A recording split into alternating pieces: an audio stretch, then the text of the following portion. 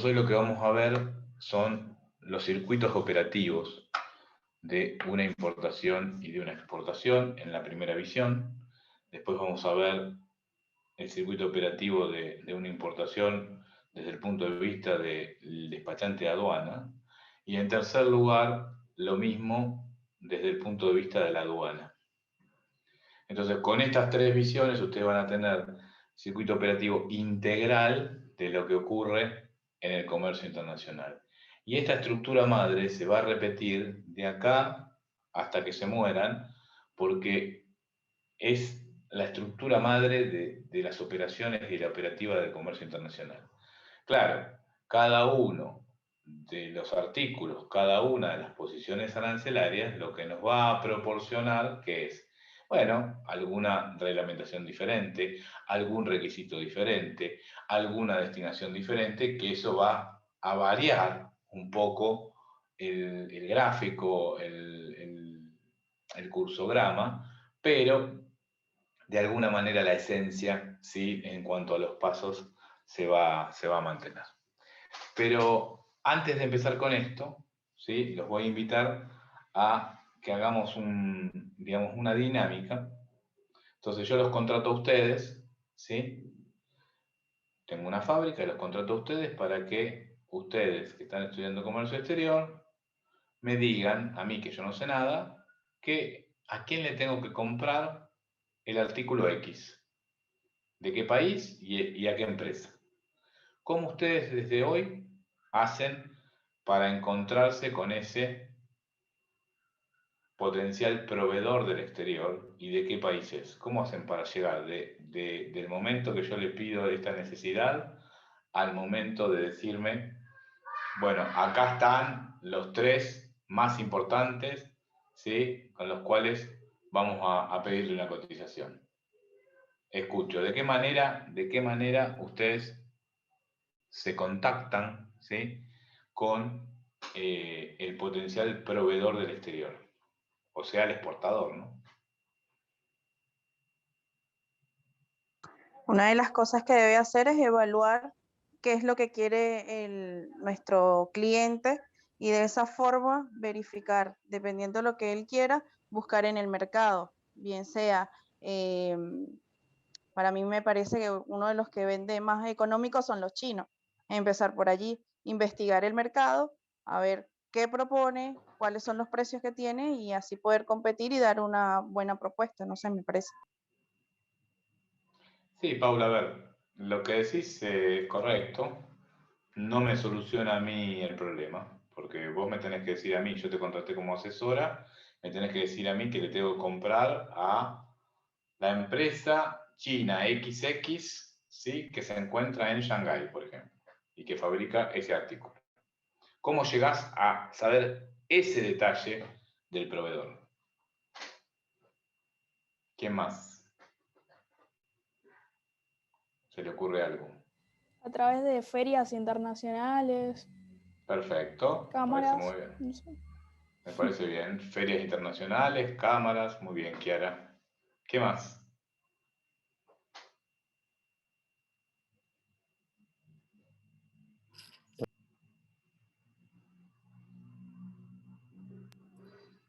Por internet, contactándote con, no sé, empezar a buscar contactos y llegar a esos contactos para investigar precios, pedir presupuestos. Bueno, otra fuente es investigando por internet. Yo estoy recabando toda la información. Después vamos a ir analizando una por una. ¿Qué más? Debe existir en las aduanas alguna base, un directorio global de exportadores y yo de esa manera buscar la solución a través de allí. Bueno, perfecto. Hay bases de datos que nos dan estadísticas de importaciones o de exportaciones y eso nos ayuda, eso está muy bien. ¿Qué más? Por la OMC, ¿Qué significaría eso por la OMC? ¿Qué quiere decir? por una página de la Organización Mundial del Comercio, Sí, no sé si tiene algún directorio de importadores y exportadores. Lo que sí es cierto es que nosotros como Argentina pertenece a la Organización Mundial del Comercio. ¿Qué más? Ahí Daniel dice por las embajadas. ¿Qué embajadas? ¿A qué embajada te preguntarías, Daniel?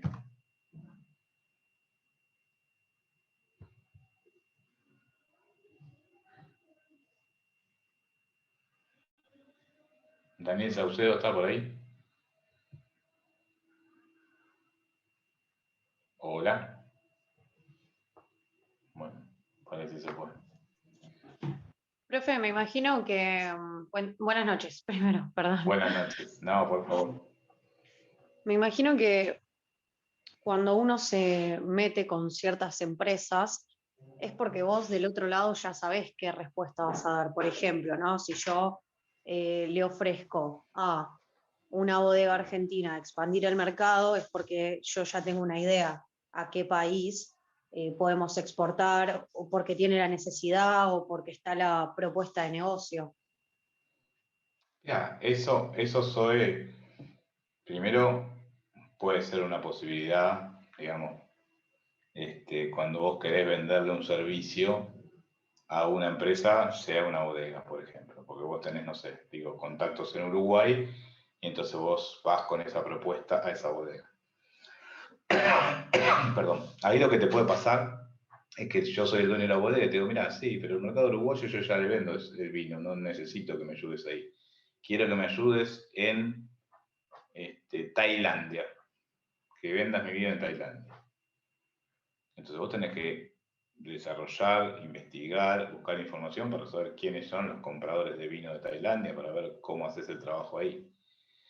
Y igualmente, digamos, este paréntesis lo hice para ilustrar un poquito sobre lo que vos estabas diciendo, pero acá la situación es al revés. Yo te estoy contratando a vos para que vos me digas a quién le tengo que comprar, si querés, en el tema de las bodegas, el corcho, ¿sí? Porque acá en Argentina no se fabrica corcho, es importado, y necesito que vos me digas a quién le tengo que comprar el corcho en el mundo.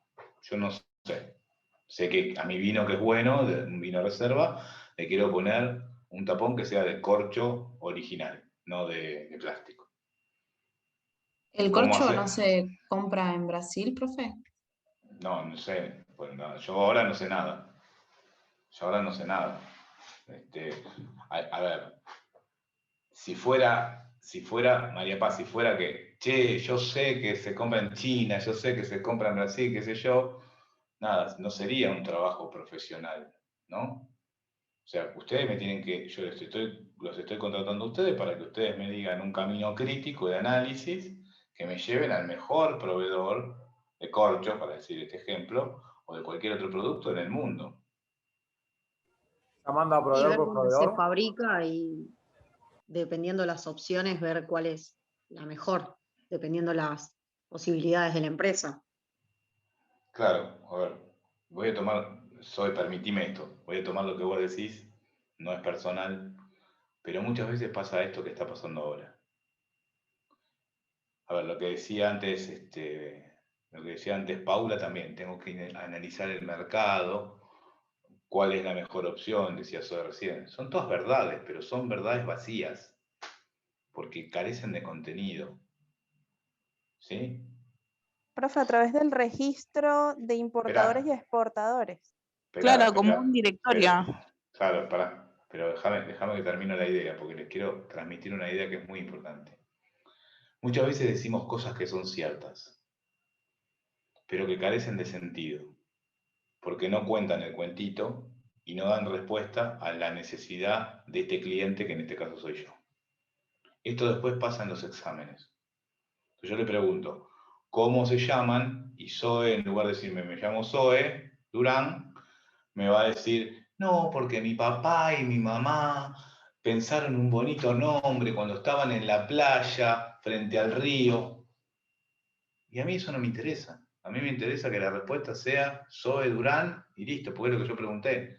Yo necesito que ustedes me digan cómo hago, yo sin saber, para llegar a descubrir cuál es el mejor proveedor o los mejores proveedores de corcho, cómo se llama la empresa, cuál es el contacto y en qué país están.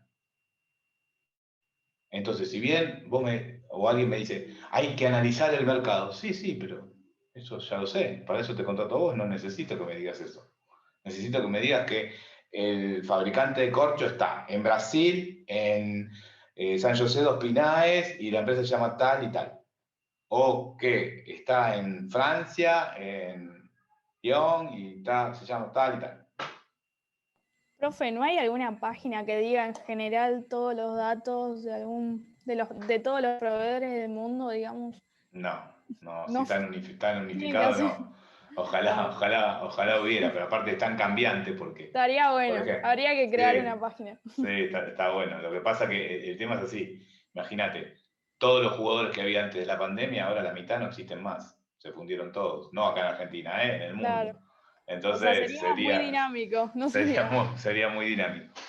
Pero bueno, no, lo que sí hay es directorios de empresas, como alguien mencionaba anteriormente, ¿sí?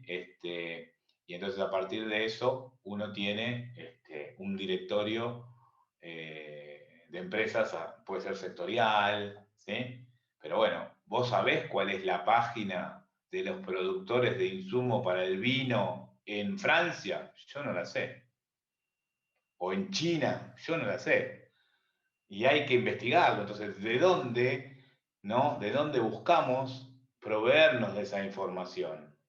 ¿Sí? ¿De dónde agarramos esa información?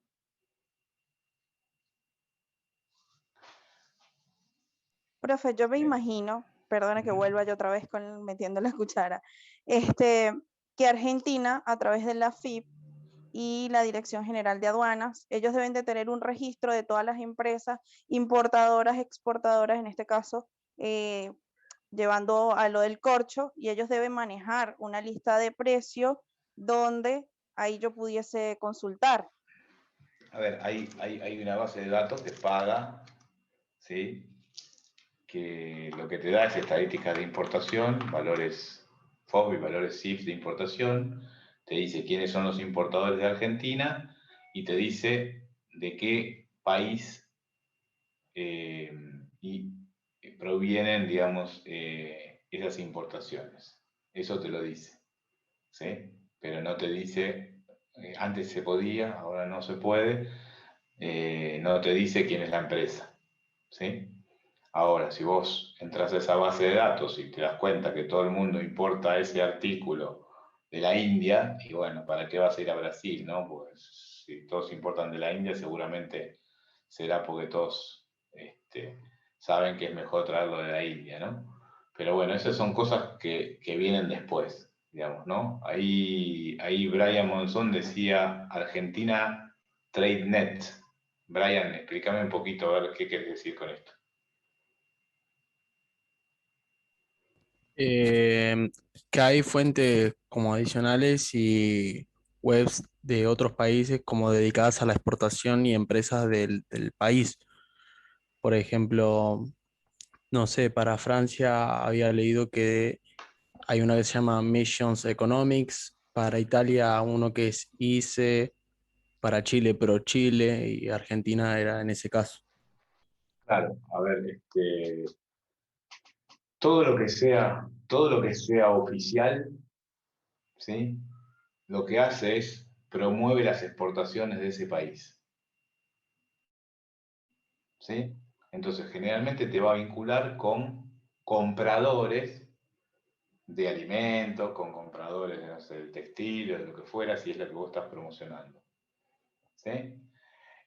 Cada uno de los países tiene su base de datos. Algunas, ahora la Cancillería sociabiliza en este gobierno mucho más esa información. Antes en otros gobiernos quedaba todo históricamente, no solamente en el gobierno anterior, sino en todos los gobiernos, quedaba todo cerrado en el círculo de Cancillería, así que eso es bueno, que se ponga en común la información, que se democratice la información. Pero bueno, ¿qué otro? Antes alguien decía de de las embajadas, ¿no? Bueno, ¿a qué embajada irían ustedes a pedirle el dato, digamos, del fabricante de corchos, por ejemplo? Estoy haciendo este juego de pensar para que vean, digamos, este es el trabajo intelectual, esto se llama inteligencia comercial, lo que nosotros estamos ensayando, y esto es, nada, algo fascinante para desarrollar en el día de mañana ustedes como profesionales. ¿Sí? Entonces, de eso se trata. Entonces, les estoy dando las primeras herramientas para que ustedes puedan, de alguna manera, ¿sí?, buscar un mecanismo, ¿sí?, de investigación que siempre les dé un buen resultado. ¿Sí? Ahí Valentín dice China, Taiwán, Tailandia, Estados Unidos. Bueno, a ver. Profesor. Sí, decime. Y, por ejemplo, no sé si esto es válido, pero No importa, a analizarlo. ver, perdóname, Cristian. Acá no importa si está bien o está mal lo que uno dice. Lo importante es que uno participe. Estamos haciendo como, nada, una lluvia de ideas. Digo, bueno, nada, yo no sé nada de comercio exterior. Bueno, ¿dónde vamos a buscar a este fabricante de corcho? Porque, para seguir el ejemplo. Bueno, no sé, llamo a mi tía que vive en Francia y capaz que me da un dato. Bueno, no importa. Capaz es una boludez, pero no importa, pero capaz que a través de eso uno llega. Así que acá siéntanse libres de decir lo que se les cante. Bueno, no digo bueno. Lo que se les Bueno, cante, entonces. lo que tengan ganas. No, porque, Sí. perdón, porque soy mal hablado y iba a decir lo que se cante las pelotas, pero como hay mujeres y está esto de la igualdad de género y todo esto, entonces ya me iban a decir de todo, entonces bueno, dije hasta ahí, hasta que se me canta, ¿viste? Todo es políticamente correcto. Dale. Bueno, creo que yo arrancaría viendo la competencia, los proveedores de la competencia. Claro, pero parate ahí, voy a ser el abogado del diablo. La competencia, yo no sé nada, ¿dónde es la competencia? ¿Entendés? Yo soy un tipo que estén en el rubro. Claro, pero pará, yo soy un tipo que tiene un poco de plata y quiero hacer mi vino. Quiero tener mi vino, un Malbec Frank JC, le voy a poner. Quiero tener mi vino. Tengo la plata y contrato a uno que le compro la uva, a otro que me embotella, a uno que me hace la etiqueta y me falta el corcho. Y te contrato a vos para que me hagas el corcho. ¿Cómo analizar la competencia? ¿Dónde está la competencia? ¿Quiénes son? Bueno, ¿Entendés? Sí, pero yo los estoy pinchando para que ustedes entiendan que son todas verdades, pero son de manual, de los manuales que se estudian en la universidad.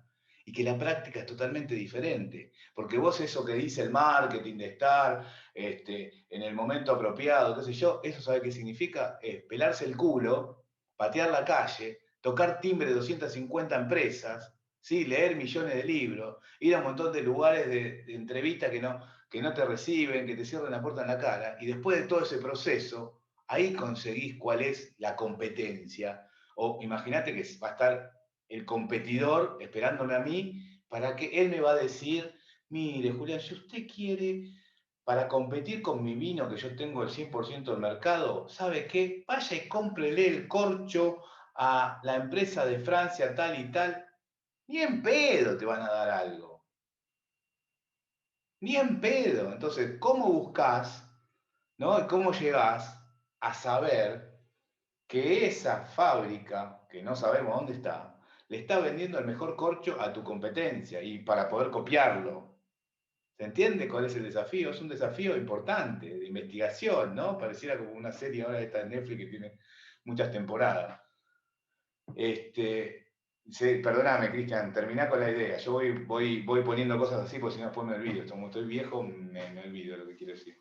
No, está perfecto. Es que es más o menos un poco la idea, era eso lo que le estaba planteando, y obviamente tiene razón. Es que es como que es la parte complicada, de decir, ¿por dónde arranco? ¿En dónde empiezo? Esa es la parte. Bueno, ¿qué más? Vamos a seguir tirando algunas otras cosas y después vamos a hacer yo voy a hacer un resumen ejecutivo de todas las cosas que fueron diciendo y voy a decir, bueno, mira, esto sirve, esto no sirve, esto hay que usarlo para esto para lo otro. ¿Qué más? Dijimos, bueno, buscar por las redes, dijimos las embajadas, pero ojo, las embajadas de otros países en Argentina, porque son los que promueven las ventas de sus productos. O sea, si yo voy a ir a preguntarle a la embajada argentina en Brasil, nos van a sacar cagando, porque la función de esa embajada es promocionar las exportaciones, no las importaciones. ¿Sí? Entonces, todo lo que sea la Cancillería Argentina y todo lo que sea hoy la Agencia Argentina de Inversiones, que es la ex Fundación Exportar, que es la que promueve las exportaciones, todo ese servicio público y ese presupuesto está destinado a intentar vender lo máximo posible de los productos argentinos, no a comprar. ¿Está bien? Entonces, cuando yo quiero comprar, aunque sea un insumo productivo, y medio que estoy medio solo. ¿Sí? Entonces, bueno, ¿a dónde voy a ir? Voy a ir a, no sé, la embajada, como decían ahí, la embajada de Estados Unidos en Argentina, la embajada de Brasil en Argentina, la embajada de España en Argentina, ¿sí? Aprovechando eso. ¿Está bien? ¿Qué más? ¿Qué otra cosa que es mucho de nuestra profesión? Alguien decía al principio, analizar el mercado. ¿Cómo se hace para analizar el mercado profesionalmente? ¿Cuál es el producto o la herramienta que se utiliza para analizar el mercado? Estadísticas. Sí, bases de estadísticas se usan, pero ¿cuál es cuál es el producto que yo como consultor te vendo a vos para analizar el mercado? La oferta y la demanda. La oferta y la demanda. No, ¿qué herramienta? ¿Qué herramienta? O sea, sí, la Una oferta base y de la datos, pero la base de datos, ¿de no, dónde la a ver, sacas? Del distrito. base de datos, Directorio. estadísticas, oferta y demanda, todo eso lo vamos a meter dentro de un producto que se llama como estudio de mercado. ¿Sí? Lo que nosotros vendemos a un cliente es un estudio de mercado. Ese estudio de mercado por posición arancelaria, o sea, por producto y por país, ¿sí? Para que ustedes sepan más o menos, si lo hace un estudio que no tiene tanto renombre, puede costar $5.000. ¿Sí? Si lo hace un estudio que tiene más renombre, más chapa, puede costar mucho más. Entonces, imagínense, vamos a analizar esa herramienta, estudio de mercado. Yo no sé nada y tengo que hacer un estudio de mercado. ¿Sobre qué país elijo para hacer el estudio de mercado? A ver si existe fabricantes de corchos, sí o no, porque el estudio de mercado tiene dos respuestas posibles. Una que exista y otra que no exista. Los dos son buenos resultados, porque te hacen no gastar más plata en ese sentido. ¿Sí? No invierto más plata en ese sentido, porque si no hay fabricantes de corcho, no tiene ningún objeto seguir gastando plata en eso. Entonces, ¿cuáles son, digamos, los países a los cuales yo voy a encargar que un estudio me haga ese estudio de mercado? ¿Sobre qué país? ¿En el que más se consume, profe? Claro, pero ¿cómo sé cuál es el que más se consume? El que más se consume, no, el que más fabrica sería, ¿no? El que más exporta. Porque yo estoy comprando, no quiero vender nada, yo quiero comprar el corcho. ¿Sí? ¿Los de mano de obra barata? ¿Cómo? ¿Los de mano de obra barata? Sí, pero capaz que yo voy no sé, a la India, que es mano de obra barata, y no fabrican corcho, por ejemplo. Y dependiendo del uso la cantidad de recursos naturales que se tenga para fabricar el corcho y si están fabricando. Bueno, a ver, vos podés tener los recursos naturales y no tenés la fábrica de corcho. O sea, eso son todas incógnitas que no las sabemos ahora, ¿entendés? Entonces, ¿cómo hacemos? ¿No? Yo le estoy poniendo así de abogado del diablo y es digamos, es una disyuntiva profesional que tenemos cuando yo te contrato y vos me tenés que vender algo. Yo me doy cuenta si vos sabés, si no sabés, si sos un chamullero, ¿entendés? Si me decís frases hechas célebres de los manuales, pero que a mí no me sirven para nada porque no me dan ningún resultado. Entonces, esta es la parte que yo les quiero mostrar, del trabajo real. Entonces, imagínense, la Organización Mundial del Comercio tiene más de 200 países que están adheridos a la Organización Mundial del Comercio. Imagínense si empezamos para saber a quién le vamos a comprar el corcho, ¿sí? Por encargar un estudio de mercado sobre por lo menos los 200 países de la Organización Mundial del Comercio. Primero, sería un presupuesto inalcanzable e imposible de pagar. Y segundo, nos pasaríamos la vida esperando que nos devuelvan el resultado de ese estudio de mercado, pues nunca terminaría. ¿Se entiende lo que digo? O sea que el estudio de mercado, en una etapa inicial de búsqueda no es apropiado. No existe. No existe. Y todos los manuales le van a decir, tiene que hacer el estudio de mercado. Todas pelotudeces. Porque es inviable. ¿Sí? Ahora, cuando yo ya sé que, como decía María Paz, no lo sé con certeza, pero ponerle que sea cierto. Cuando decía María Paz, che, en Brasil fabrican corcho, entonces ahí sí hago el estudio de mercado, invierto esos $5.000 porque sobre un país, y me van a dar toda la información al respecto de ese sector, del fabricante, de las condiciones de venta, de esto, del otro. ¿Sí? Entonces ahí, en esa instancia de desarrollo, donde yo hice con el Google Earth, viste, puse planeta Tierra, Argentina, bueno, Luján, la plaza de Luján, el municipio, el banquito de la plaza, bueno. Cuando hice ese acercamiento de búsqueda, y yo ya estoy, que sé que en Brasil está el fabricante, entonces ahí sí puedo encargar, ¿sí?, un estudio de mercado. Si no, no tiene ningún sentido, es tirar la plata. ¿Está bien? A ver qué le sobra. Lo puedo hacer igual, si quiere. Bueno, entonces ya, esa es una herramienta. ¿Sí? La otra herramienta es Internet, ¿no? Imagínense, ¿no? Ustedes son la mayoría jóvenes, yo soy viejito. No tan jóvenes. Bueno, gracias. Promediamos un poquito para arriba. A ver, para que ustedes entiendan, cuando yo me crié, ¿sí? Yo trabajaba, tenía, no sé, 20 años, 19 años, trabajaba en una naviera, ¿sí?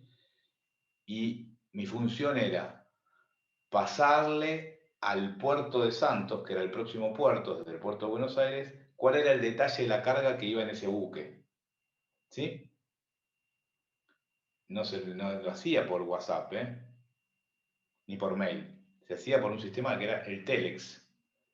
¿Sí? Una computadora vieja, IBM, gorda, bien pesada, ¿sí? Con una pantallita chiquita, ¿sí? De letras medias verdosas, amarillentas, y escribías como en un código barra, 2 puntos, H, no sé cuánto, qué sé yo, y después ahí informabas que en el buque tal y tal, en la fecha tal, iban tantos contenedores con tal carga. Eso era así. Entonces, hoy pareciera que Internet y las redes es la panacea. A ver, si yo no vendo nada y pongo un producto en la red, de vender nada a vender uno, aumenté, miren este título de marketing, aumenté un 100% las ventas. ¿Soy millonario? No, soy un pelotudo que vendió un colchón por internet. Ahora, che, mirá, la verdad, yo prefiero comprar mercadería, venderla por internet, quedarme en mi casa, cuidar a mis hijos y no ir a trabajar 10 horas que me exploten por 20.000 pesos. Eso es otra cosa. Eso es otra cosa. Pero no me digan, ¿sí?, cuánto vende por internet. El que gana plata es Mercado Libre, porque vende lo tuyo, lo mío, lo del otro. ¿Y saben qué? De la facturación ante la pandemia, el 70% era de viajes. ¿Se entiende? Ahora cambió un poco, porque como la gente está en la casa hace un año y pico, entonces se vende mucho más. ¿Sí? Pero lo que quiero decir es que ustedes no piensen que van a conquistar el mundo con internet. ¿Sí? No hay ningún comprador del mundo que desarrolle un nuevo proveedor googleando. Eso es para nada, para un adolescente. ¿Qué? Pero entonces las redes no sirven. Sí, claro que sirven. Sirven, como decía el compañero. Mirá, me meto en una red de fabricantes de no sé qué, de la India, bueno, y empiezo a ver, y empiezo a seleccionar, y empiezo a analizar, y empiezo... Para eso sí sirve. ¿Sí? Para chequear información, para saber si esa empresa realmente tiene una fábrica real, si analizo las redes, digamos, de esa empresa o ese producto, a ver si tiene muchos likes, buenas referencias, que esto, que el otro, lo que fuera. Entonces, eso sí. Pero ningún comprador del mundo va a elegir por internet a su nuevo aliado estratégico. ¿Se entiende eso? Che, pero Julián, sí hay que usarlo, claro que hay que usarlo. Y hay que hacer las campañas en redes, en todas digamos, las aplicaciones distintas de las redes, etc. Pero es una herramienta más. Es como antes tener la tarjeta personal. Che, ¿sirve de algo? No, pero cuando vos te presentás con alguien le das una tarjeta personal. Bueno, ahora tenés que tener Instagram, tenés que tener las redes sociales, etcétera, etcétera, etcétera. ¿Sí? Entonces, es mentira que desde el medio de Luján, con una computadora e internet, vamos a conquistar el mundo. Eso por lo menos no funciona de esa manera. Por ahora no funciona de esa manera. ¿Sí? ¿Qué más? Sí es cierto, hago un paréntesis un poco extendido, sí es cierto que ahora en la pandemia, muchos que tenían locales o cadenas de locales, ¿sí? Cerraron un montón de los locales, se quedaron con uno y venden todo por internet, venden mucho menos, pero como tienen menores gastos y costos fijos, ganan más plata. ¿Sí? Eso sí es cierto, pero no es que venden más. ¿Sí? Siempre la facturación por las redes, en cualquier empresa normal, en promedio, siempre representó hasta un 30% de las ventas. Después el resto de las ventas son por distribuidores, por venta de mostrador, etc. ¿Sí? Para que ustedes tengan y no se crean fantasías. ¿Está? Bueno, perfecto. Pero sí es cierto que las redes democratizan el conocimiento y las oportunidades. ¿Sí? Porque antes, digamos, de que todo el mundo pueda acceder a Internet, si vos nacías en Salta, en una calle de tierra y en un barrio pobre, no sabías nunca cómo vivía el de Rosario, no sabías nunca cómo vivía el de Buenos Aires y no sabías nunca cómo vivía el pibe que vive en Pekín. Entonces, si vos nacías ahí descalzo con la pata sucia, era tu destino y no tenías ninguna aspiración de nada. Hoy tocas dos botones y ya todo el mundo conoce Disney, no importa si viajó o no, pero todo el mundo sabe lo que es Disney. ¿Sí? Algunos tendrán la ilusión de juntar la plata para ir, otros no, pero no importa. Todo el mundo sabe lo que es Disney. Antes lo único que se veía de Disney eran los dibujitos animados en la tele, pero no los parques. ¿Se entiende la diferencia? Esa democratización vino a través de las comunicaciones. Vino a través de Internet. Yo cuando era chico, en mi casa había teléfono. Y venía la vecina a pedir el teléfono prestado. Era teléfono que levantabas el tubo así, con el cablecito, y discabas así, ¿sí? Y después ya, al otro día, llamaba, hola, sí, ¿qué tal? Sí, es para Renata, que era la vecina, soy la mamá, ¿lo podría llamar? Sí, cómo no, señora, espera un poquito, dejabas el teléfono apoyado así, te ibas hasta la casa de al lado, o de enfrente, y decías, Renata, tu mamá por teléfono, y la señora venía, hablaba por teléfono. Antes era así, y no todas las casas tenían teléfono.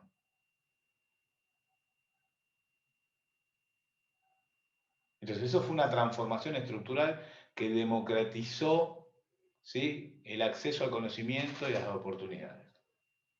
Sí, eso fue algo que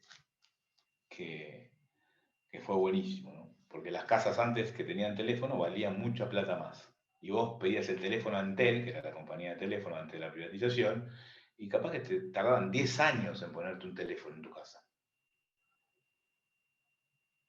No era que era ahora como vas a cualquier lugar y dices, che, dame un celular, dame un chip y ya está. Entonces esas son cosas que transforman los negocios, ¿no?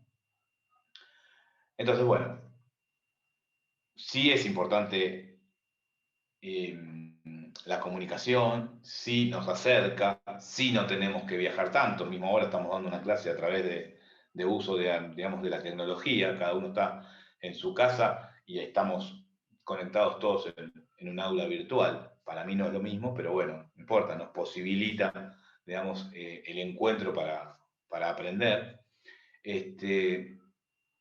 Pero no hay un desarrollo, digamos, profesional y profundo en función de un nuevo comprador a través de Internet. ¿Sí? Después tenemos las embajadas de otros países acá en Argentina. Uno va a la embajada y dice, bueno, mire, quiero importar de su país tal artículo, y la embajada, como está promocionando sus ventas, te va a dar un listado de las empresas, ¿sí?, que pueden proveerte ese producto. Entonces eso ya es algo un poquito más serio, porque es un listado que te da la embajada, y que por lo menos esas empresas existen, ya están chequeadas, ¿sí? Entonces eso es algo importante. Después tenemos cámaras sectoriales o binacionales, que es la Cámara Argentina-Brasilera, y entonces ahí también podemos pedir listados por sector o por producto, y ahí te van a dar esos listados de exportadores o de importadores. Después, alguien decía de las bases de datos, ¿no? Las bases de datos, bueno, hay bases de datos que uno hace una suscripción anual y por posición arancelaria uno puede tener la estadística de todas las importaciones de esa posición arancelaria de, no sé, del último año, del último mes, de los últimos 2 años, lo que uno pida. Y después, además de eso, tiene el valor promedio de importación, ¿sí? Y todos los países, ¿sí?, de donde se importó esa mercadería. ¿Sí? Entonces vos ves que, no sé, el 80% de China, el 10% de la India y el otro 10% de Brasil. Entonces vos ahí ya sabés que el sector importa de esos 3 lugares. ¿Sí? Entonces todo esto te va dando información. Después tenemos, a ver, cuando es otra la situación, que hay un conocimiento histórico del sector, que yo hace 20 años que estoy trabajando en el sector, bueno, entonces, ¿qué ocurre? Nada, yo ya sé por historia del sector, por experiencia, que bueno, que el proveedor del corcho está en Brasil o está en Francia, no sé, donde fuera. ¿Sí? Pero eso ya porque hace muchos años que estoy trabajando en el sector. Bueno, pero después tenemos, que esto no lo dijeron, ninguno lo dijo, pero bueno, a ver, después hay, que ahora es todo digital, ¿no? Pero hay la famosa guía de la industria, ¿sí? Antes cuando vos tenés el teléfono de línea, ¿sí?, venía la guía telefónica y al lado venía la guía de la industria, era como una guía de teléfonos impresa donde estaban todas las industrias de Argentina, o la mayoría. Todos los países tienen esa guía de la industria y eso es una buena fuente de información. ¿Sí? Esa es una de las cosas. Pero otra de las cosas es que generalmente las empresas más importantes del sector, ¿a dónde están? En las publicaciones sectoriales, en la revista del caucho, en la revista textil, en la revista de la construcción, en la revista de los ferreteros, lo que fuera. ¿Sí? Entonces, las publicaciones sectoriales son muy importantes para proveernos, ¿sí?, de información buena. Y ahora en esto le cuento algo real. Allá por el 2001 yo coordinaba un grupo, ¿sí?, de empresas, todas fabricantes de artículos de ferretería, y entonces habíamos armado una misión comercial a España para noviembre del 2001, justo antes de que explote todo en la crisis del 2001. Entonces, en ese momento, yo estaba armando la agenda con el cónsul argentino en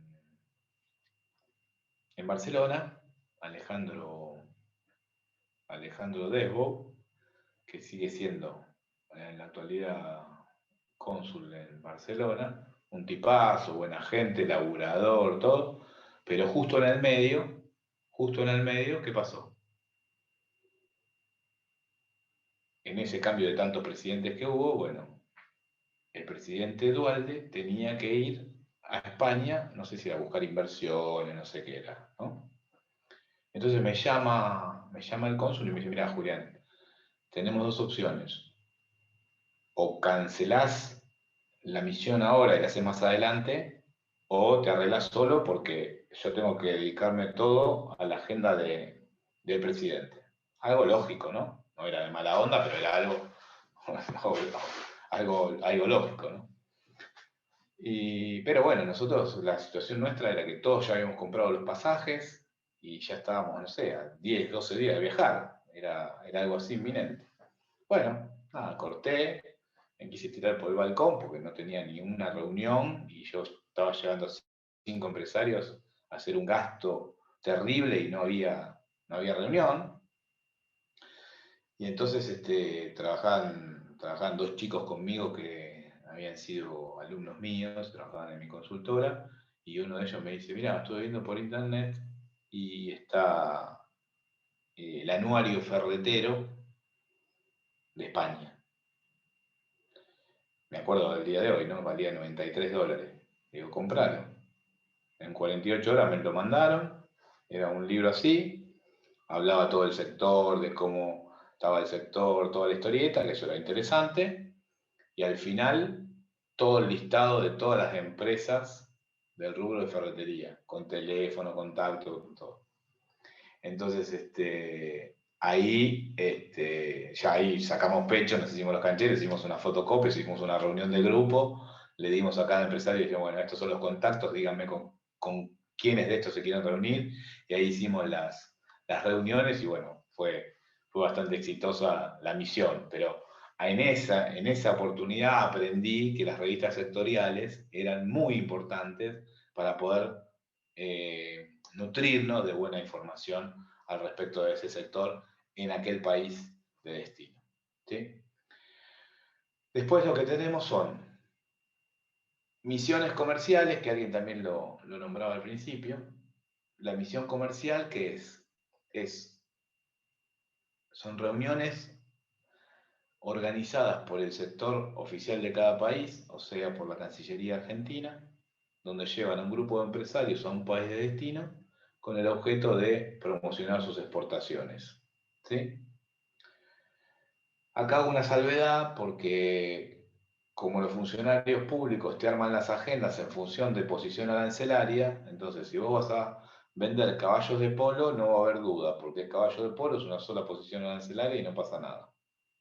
Seguramente te van a hacer una reunión con los jeques árabes que compran caballo de polo. ¿Sí? Ahí no va a haber duda.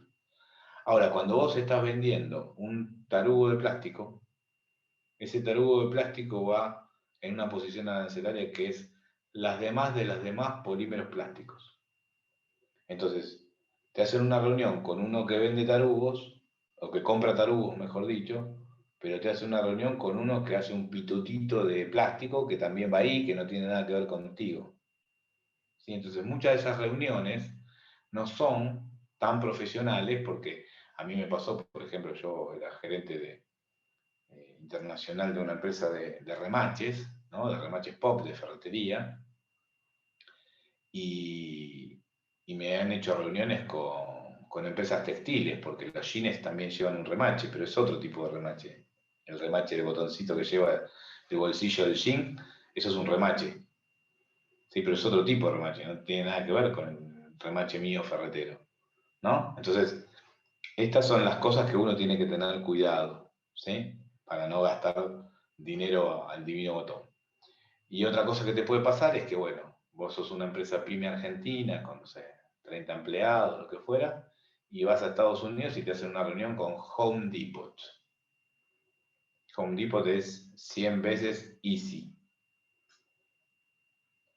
Nada, no podés ni atarle los cordones. ¿Para qué vas a esa reunión? A perder tiempo. Porque nunca le vas a poder vender nada. Porque no te da la escala, porque no te da la calidad, porque no te da el precio. Entonces, sí, está bueno ir a la reunión para aprender, ¿no? Pero no está bueno porque no le vas a poder vender mucho.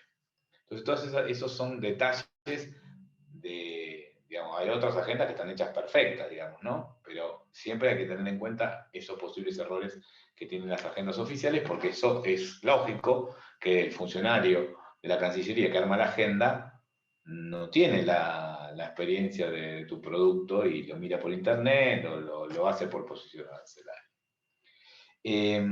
Después, lo que existe son las misiones inversas, o sea, vos te quedás acá y la Cancillería trae un grupo de extranjeros que son compradores y te visitan la fábrica, qué sé yo, y vos le tratás de vender algo. Esto es ida y vuelta, ¿no? Yo lo estoy contando desde el punto de vista de Argentina, pero otros países también hacen lo mismo. Entonces es una buena oportunidad para conocer a las contrapartes. Después otra herramienta que son las agendas comerciales, que esa es la que más me gusta a mí, que es que vos te programas un viaje a un país de destino y vos mismo te armás la agenda. Vos te armás la agenda, entonces vos sabés a quién vas a ver, sabés a quién vas a visitar, sabés de todos los que vas a visitar, a cuál te interesa sí o sí, cuál es de relleno ya que estás ahí, lo visitas igual. Entonces eso me parece que es más interesante que todo. Y después, algo importantísimo que son las ferias y exposiciones internacionales, ¿no? O sea, ahí es el lugar donde uno encuentra a todos los proveedores del mundo. Porque en una feria internacional, por ejemplo, del sector alimentos, ¿no? ¿Qué sé yo? Digo, Alimentaria Barcelona. Vos vas a Alimentaria Barcelona y tenés a todos los fabricantes de alimentos del mundo, a todos los fabricantes de máquinas para la industria alimentaria del mundo, a todos los proveedores esenciales de las fábricas de alimentos del mundo. Entonces vos ahí en una sola reunión, en una semana, tenés todo. Está bien, tenés que viajar, tenés que gastar plata, ¿no? Pero es la mejor manera. ¿Sí? Profe, ahora Y con la pandemia se hacen virtuales. Sí, se hacen virtuales. Eso te ahorra. Sí, se hacen virtuales. Hoy la pandemia en ese sentido hizo las cosas más fáciles para el desarrollo, porque ya quedó la virtualidad y no hay que viajar tanto. Igualmente, desde mi humilde experiencia, la confianza y los negocios se terminan de gestar en la relación personal, por más que sea comercial, ¿no? O sea, cómo me caíste, si pegamos ondas, si nos hicimos amigos comerciales, ¿no? En eso, y eso a través, digamos, de una pantalla no se termina de transmitir nunca, ¿no? Ese darse la mano en un acuerdo de palabra, bueno, acá hago un paréntesis para que entiendan cosas de la vida, después no digan que yo estoy promocionando todas estas cosas, como muchos tarados han dicho en otros cursos que he tenido, ¿no? A ver, los negocios se terminan cerrando en una buena cena, ¿sí? En una salida nocturna, para ser genérico, porque ahora no puedo explayarme mucho más al respecto de eso, y cada uno imagine lo que quiera, y bueno, y es eso, ¿sí? O sea, es eso, o sea, vos vas a un lugar y es típico, llega el representante o el empresario de tal empresa, te llevan a comer, te llevan a la empresa a conocer las instalaciones, tenés la reunión formal, después ahí vas a cenar, después capaz que, no sé, hay un show y te invitan al show, o capaz que te meten en, no sé, en un yate y te fuiste a pescar o a navegar en el yate, y es así.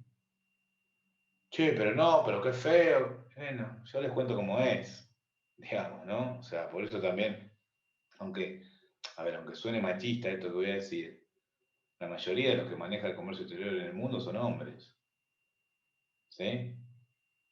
Entonces es muy normal eso de que, bueno, vamos a comer y después vamos a emborracharnos, ¿no? Que si va una chica y hay otro respeto que no se puede llegar a ese lugar. Bueno, podría llegarse a ese lugar, pero digo, generalmente hay como otra distancia en ese sentido, ¿no? Pues si no, uno también en ese caso estaría mezclando, digamos, lo personal con el negocio. ¿Sí?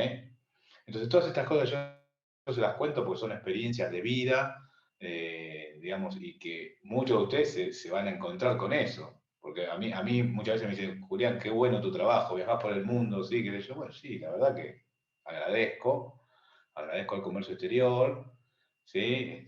Me encanta, me recorrí el mundo, pero no es para cualquiera.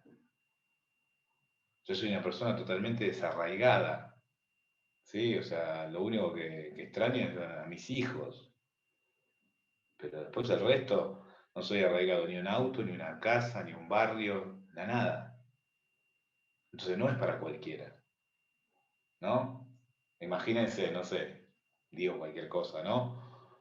Si alguno de ustedes quiere ser padre o madre, tenés un bebé de un año y te tenés que ir un mes al exterior.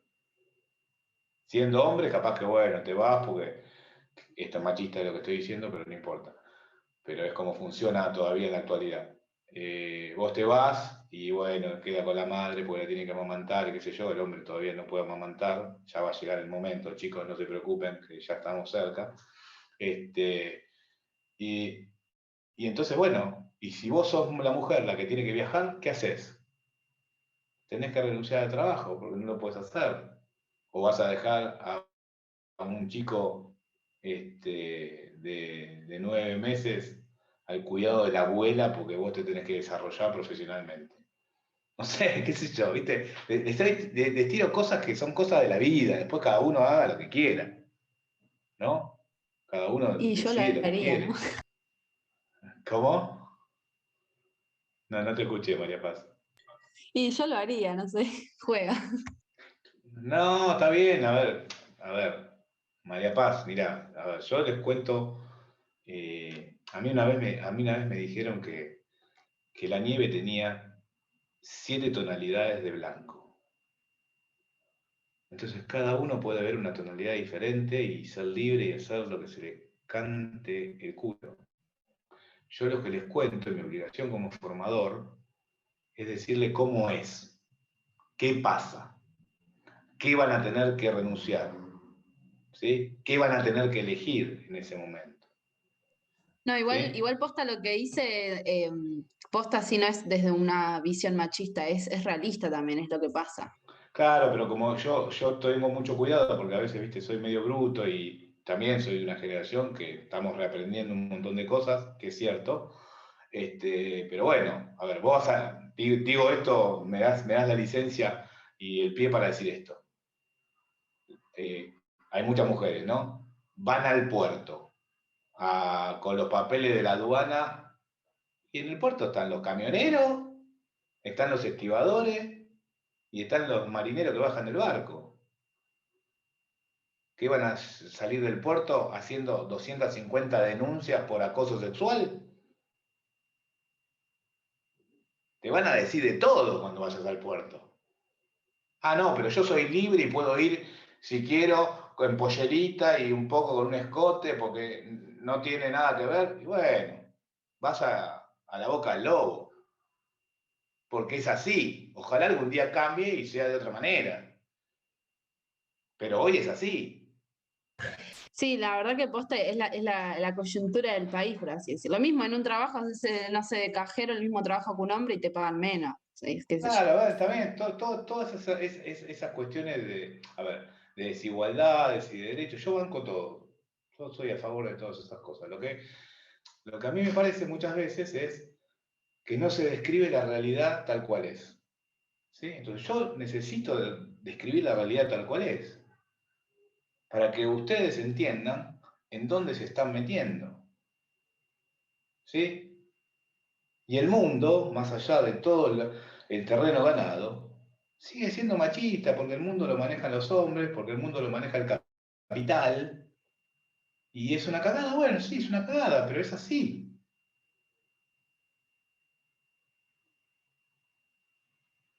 Entonces hay un montón de aberraciones, digamos, humanas que ocurren a través de estas situaciones, que bueno, son cosas muchísimo más graves, que seguramente nadie estará de acuerdo y todos eh, eh, haremos lo que haya que hacer en ese momento. Pero después hay cuestiones que tienen que ver con esto, el desarrollo del trabajo. A ver, por ejemplo, la mujer puede ganar más que el hombre. Para mí es más inteligente que el hombre.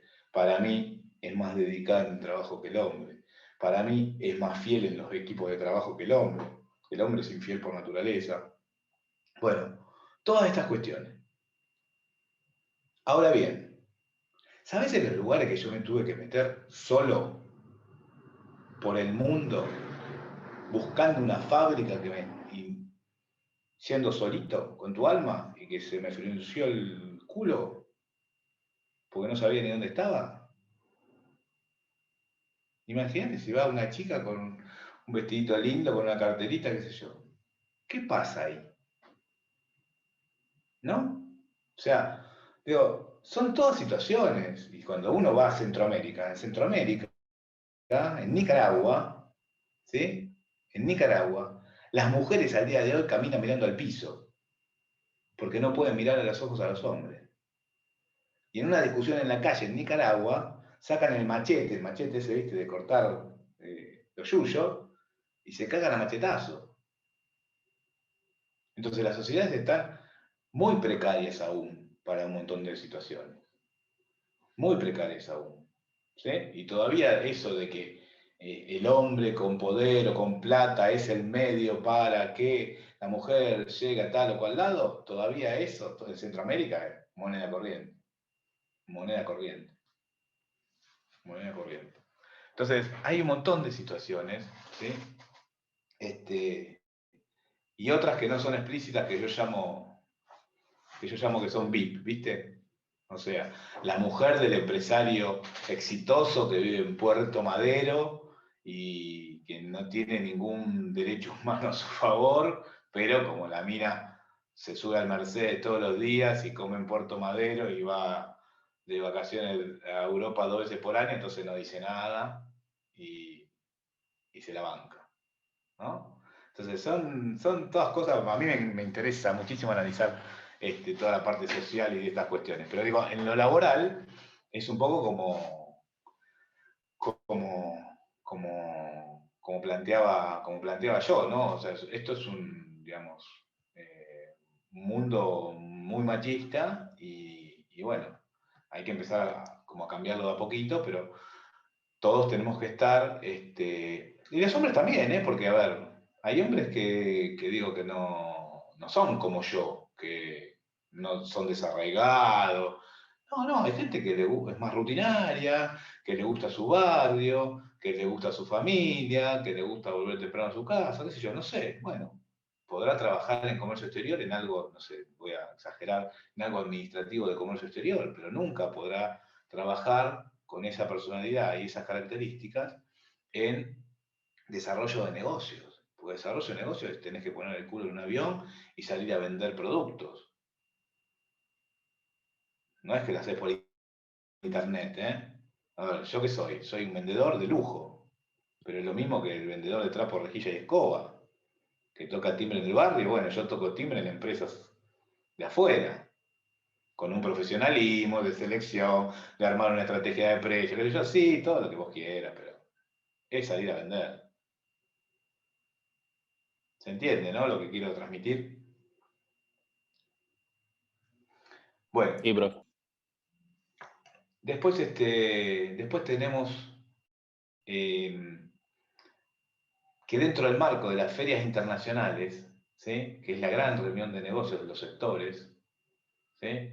Ahí uno, además de, no sé, yo participé de un montón de ferias internacionales en mi vida, ¿sí? Les cuento, o sea, les cuento algunas cosas, ¿no? O sea, la feria de ferretería de China, de Guangzhou, dura una semana. A uno te alcanza el tiempo material para recorrer los stands de toda la oferta. Es más, si vos vas a ver grifería, por ejemplo, en un pasillo vos tenés todos están uno al lado de otro, que todos hacen grifería parecida, esto, el otro, uno tiene una ducha mejor, todo. Te cansás, te mareás, no sabes a quién comprarle. Pero después que termina ese trabajo, de la feria, que es la parte linda, que la gente, que te encontrás con amigos del mundo, qué sé yo, que vas a comer, que esto, que lo otro, qué sé yo. Después de eso, vos te tenés que quedar una semana más, te tenés que subir a un tren bala, hacer 400 kilómetros para el interior de China, te bajás en una estación donde todos los carteles son en chino, donde nadie habla inglés, y si no te viene a buscar tu contacto, que es la persona de la empresa, te cortás los huevos. Porque nadie te entiende. Porque no es como quedarte solo en Europa. No, nadie te entiende, es el interior de China.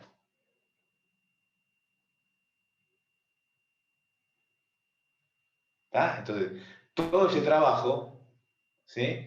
Me tocó una vez con el tema de los remaches, decir que no estaba solo. Estaba con un amigo mío que es representante brasilero y con William, que es un socio que él tiene en China ya, estábamos los tres. Fuimos a ver a una fábrica de China. Bueno, perfecto. Estaba la fábrica, el tipo un chino totalmente desagradable, asqueroso, y al lado de la fábrica había dos edificios que eran donde vivían los empleados, en medio de un campo de la nada. Bueno, no, se quedan a comer, bueno, sí, nos quedamos a comer. Fuimos a comer en un lugar que era un rancho y una comida así precaria que no sabés que viste un ojo flotando en una sopa, bueno, toda una cosa que y tenés que comer porque si no es como una falta de respeto cultural y bueno, nada, todas esas cuestiones así, o sea, las reuniones con los chinos son restaurante, un box, mesa redonda que gira, campey, cerveza, campey, cerveza. Y después los cajones de cerveza, que son 10, 15 cajones de cerveza. Y cada vez que uno dice campey, tenés que tomar. Ah, no, pues yo estoy a dieta. No, vos tenés que tomar. Así se genera la amistad comercial, el respeto, la buena onda. Si no haces ese proceso cultural, nunca te van a vender nada y nunca le vas a poder comprar nada ni nada. Entonces son todas cosas, nada, maravillosas, pero que no son para cualquiera, eso quiero decir. ¿Sí? Que no son para cualquiera. Entonces, bueno, tenemos las misiones comerciales y entonces vos me decís, che, Julián, ¿y qué hay que elegir de todo esto? Todo. Hay que nutrirse de todo y cuando tenemos todos esos datos arriba de la mesa, convertirlos trabajados y convertirlos en información. Y a partir de ahí hacer nuestra propia lista de contactos. Eso es lo que tenemos que hacer. Entonces, después de hacer ese proceso, ya nosotros vamos a tener cuáles son los potenciales vendedores del artículo que estamos buscando. Y ahí empieza el trabajo, ¿sí?, de desarrollo del proveedor. Ahí fue una investigación y ponemos arriba de la mesa esta situación. Entonces ahora, si esto me lo permite, voy a compartir pantalla. Y ahora que ya sabemos cómo podemos encontrar a nuestro proveedor, ¿sí? ¿Ahí están viendo la pantalla? Sí, Sí, profe. Bueno. Entonces nosotros ya supimos cómo se encuentra el comprador con el vendedor, ¿sí? Lo fuimos a buscar y tenemos el vendedor de nuestro producto, ¿sí? Generalmente se recomienda que haya 3, ¿sí? Y si pueden ser 3 de 3 países distintos, mejor. No sé, digo, uno de la India, uno de China y uno de Brasil. ¿Para qué? Para comparar diferentes opciones en cuanto a esto. ¿Está bien? ¿Hasta ahí me siguen? ¿Estamos de acuerdo? Sí, Bueno, profe. perfecto. Ahora, todos los manuales, esto no lo repitan, y todos los boludos del comercio exterior, te van a decir que el primer contacto entre el comprador y el vendedor es el contrato de compraventa internacional. Es una pelotudez. A ver, ¿hay contratos de compraventa internacional? Sí, hay contratos. son los menos.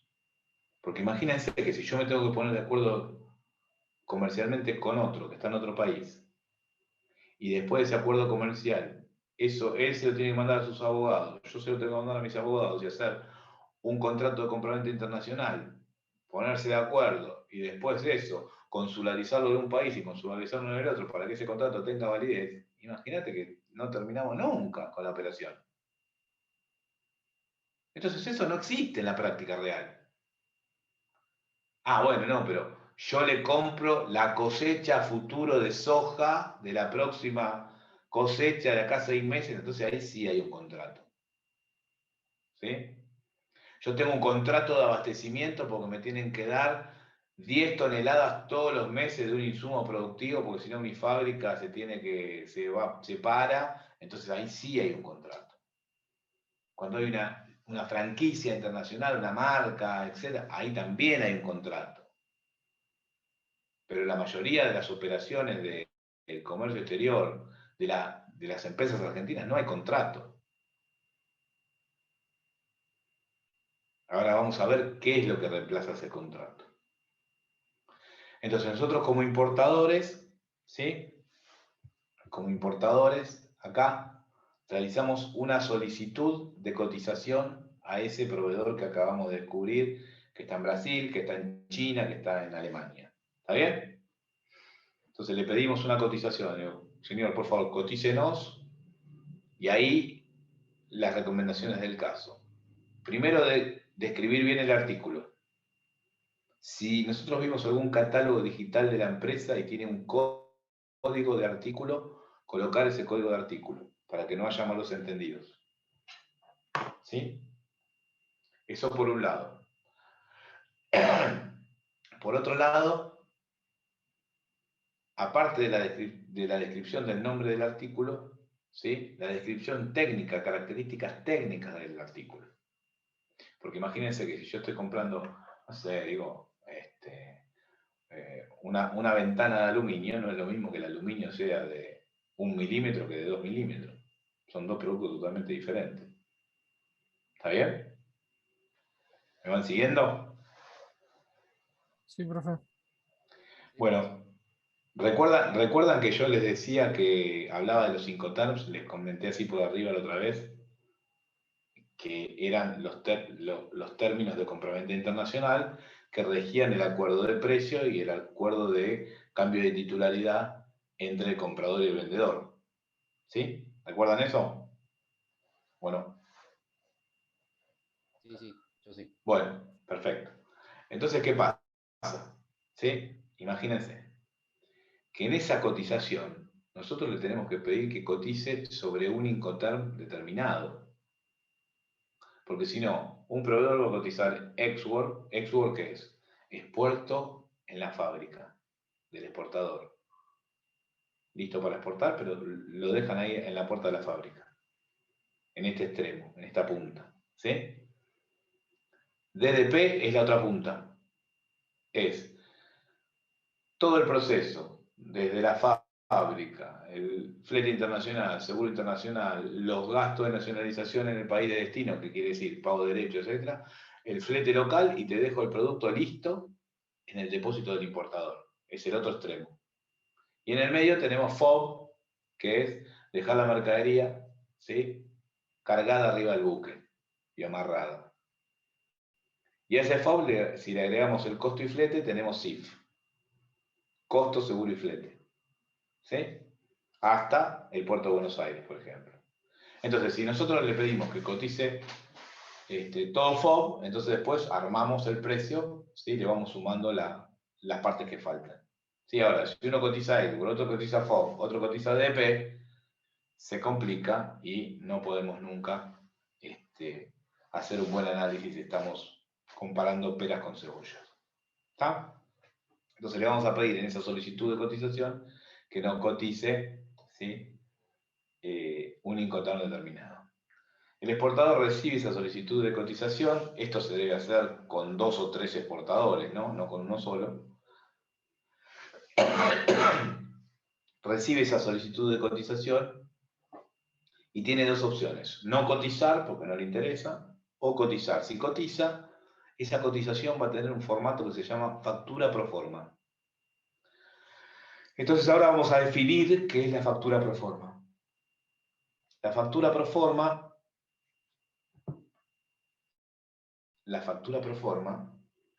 es la oferta en firme del comercio internacional. Es como si fuera un presupuesto. ¿Sí? Para que ustedes entiendan. ¿Puede repetir, por favor, que se escuchó Sí, cómo cortado? no. Es la oferta en firme del comercio internacional. La factura pro forma es la oferta en firme del comercio internacional. Es como si fuera un presupuesto. ¿Sí? Ahora, ¿qué importancia tiene esta factura pro forma? Para todos los países que pertenecemos a la Organización Mundial del Comercio, la factura pro forma está reglamentada por la Cámara de Comercio Internacional. Entonces, ¿qué dice? Dice que la factura pro forma aceptada oficio cuasi contrato. Y esta es la razón por la cual en la mayoría de los casos no se utiliza un contrato de compraventa internacional. No es un contrato en sí mismo la factura pro forma, pero oficia de cuasi contrato porque si una de las dos partes no cumple en una factura pro forma aceptada, uno puede demandar ante la Cámara de Comercio Internacional. ¿Hasta ahí estamos bien? ¿Alguna pregunta? No, profe.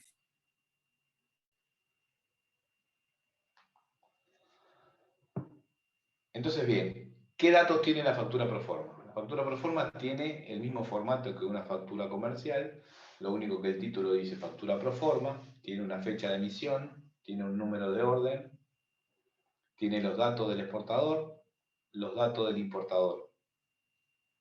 Cuando digo los datos del exportador y los datos del importador, lo que estoy diciendo es razón social, identificación fiscal, quit, RUC, NIT, el que sea, según los países va cambiando el nombre, pero es como si fuera el quit de la empresa.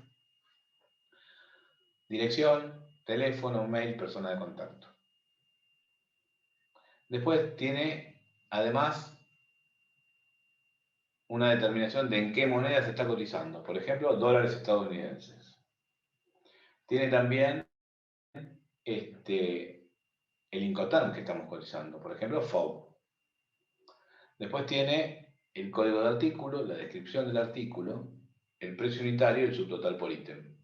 Y al final tiene toda la sumatoria, que eso tiene que estar expresado total, FOB, dólares, tanto, y también en letras se escribe lo mismo abajo. Tiene que tener una fecha de validez de esa oferta. Como es una oferta de comercio exterior, esta proforma tiene una validez de 30 días, por ejemplo. Y además, lo que tiene que tener es un compromiso de embarque, no de entrega, de embarque. Yo como exportador en la factura pro forma me comprometo a embarcar en tantos días. ¿Sí?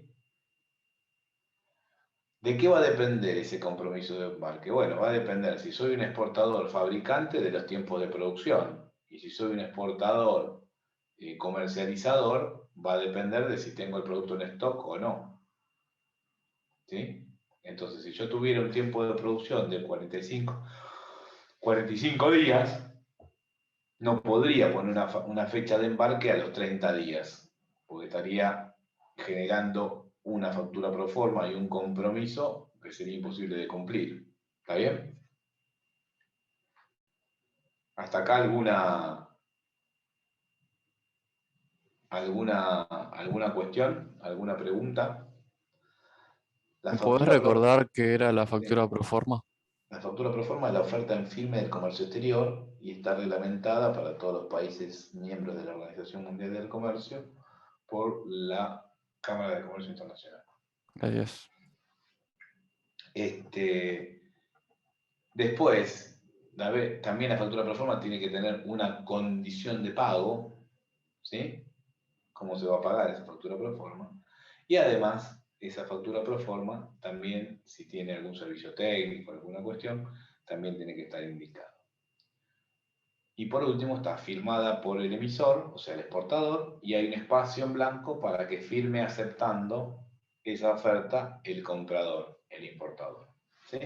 Entonces, el exportador hizo la factura pro forma y se la envió al importador para que la acepte. Ahora acá tienen que prestar atención, porque hay tres formas de aceptar esta factura pro forma. ¿Sí? ¿De qué va a depender esas tres formas? ¿Qué les parece?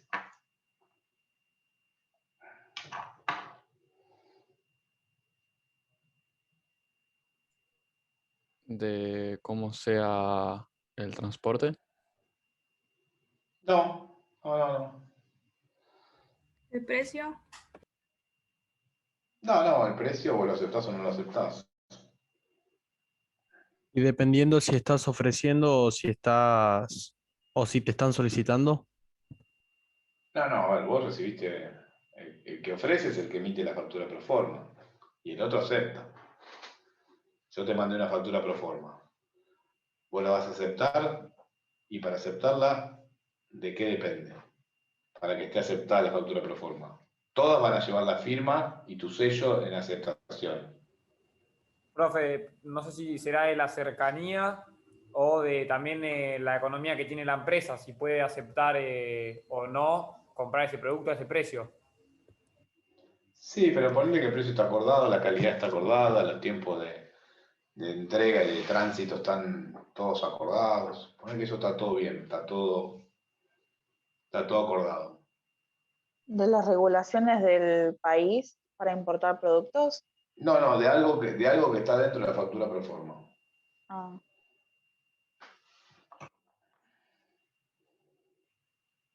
No. El pago. Bien, vamos todavía. Del pago. A ver, chicos, si yo estoy comprando algo, lo más importante es el pago. A ver, si vos en la factura pro forma me decís que vos me vas a vender a mí tal cantidad de artículos solamente con un pago adelantado, entonces yo firmo, te mando la factura pro forma firmada. ¿Qué me falta para que eso esté aceptado? El pago. ¿Sí? Entonces, hay tres maneras de aceptar la factura pro forma. Cuando es pagadero a plazo, a 90 días de la fecha de embarque, o sea, es a plazo, solamente confirmar y sellar esa aceptación de esa factura pro forma alcanza, porque en este momento no tengo que pagar nada. ¿Está bien? Lo voy a pagar a futuro. ¿Sí? Después hay otra parte donde hay un adelanto y un saldo antes de embarcar o 100% adelantado. En ese caso, tengo que firmar, sellar y además enviar el comprobante de pago, ya sea del porcentaje o del total. ¿Está bien? Sí. Y la tercera opción es cuando se paga con un crédito documentario donde yo no tengo que poner plata, pero tengo que ir al banco a solicitar una carta de crédito, que esa carta de crédito el banco le va a pagar al exportador. Entonces, la apertura de esa carta de crédito es prueba suficiente para que el exportador embarque y cobre. Eso lo vamos a ver después en medios de pago, pero son las tres formas de aceptar una factura pro forma. Y esto siempre es una pregunta de examen. ¿No? Ahora bien, cuando nos Perdón, llega profe, la... ¿lo puedes volver a repetir, por favor? Sí. Para aceptar una factura pro forma tenés tres modalidades. Cuando la condición y depende siempre de la condición de pago. Cuando la condición de pago es a plazo, o sea, 90 días la fecha de embarque, la aceptación de la factura pro forma va a requerir solamente la firma y el sello. ¿Sí? Cuando la factura pro forma, la forma de pago es una parte adelantada o 100% adelantada, además de la firma y el sello, requiere el comprobante de pago del monto correspondiente. Y la tercera opción es cuando la forma de pago es a través de una carta de crédito o crédito documentario, vos vas a firmar y sellar la factura pro forma, pero además vas a enviar el comprobante de apertura de carta de crédito. Esas son las tres formas.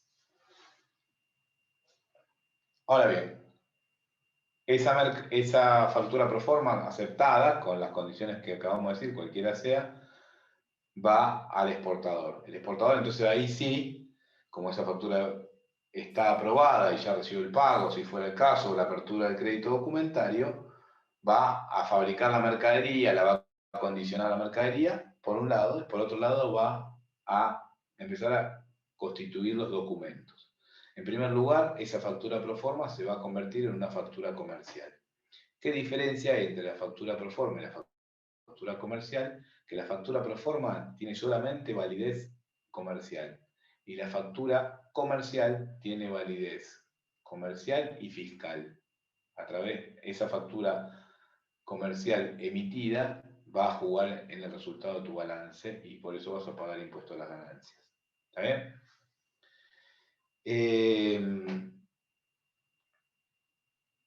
Con la factura pro forma vas y tramitas el certificado de origen. ¿Para qué nos sirve el certificado de origen? Para poder certificar o garantizar que esa mercadería fue fabricada o accedió a orígenes en ese país y con eso determinar el tratamiento arancelario, sus preferencias, etc.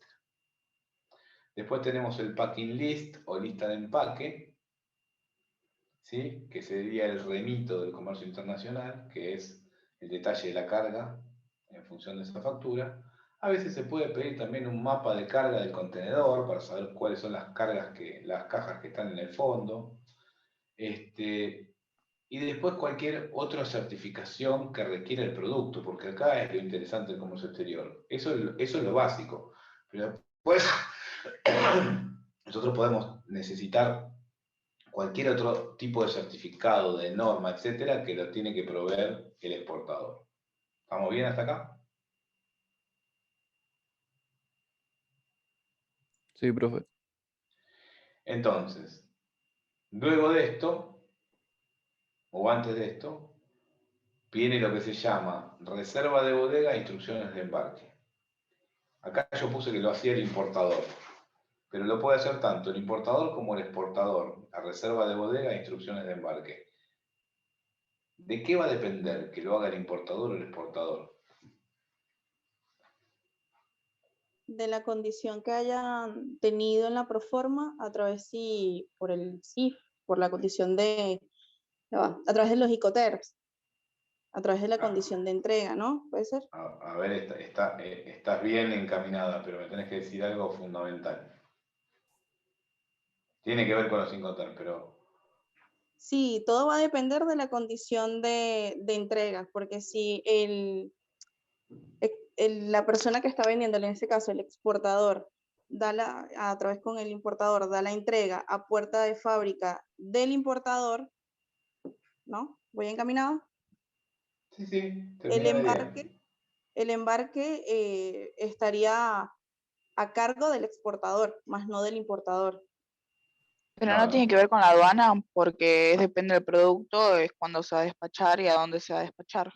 No, igual primero voy a corregir un poquito lo que decía, ¿quién era Paula? ¿Que hablaba antes?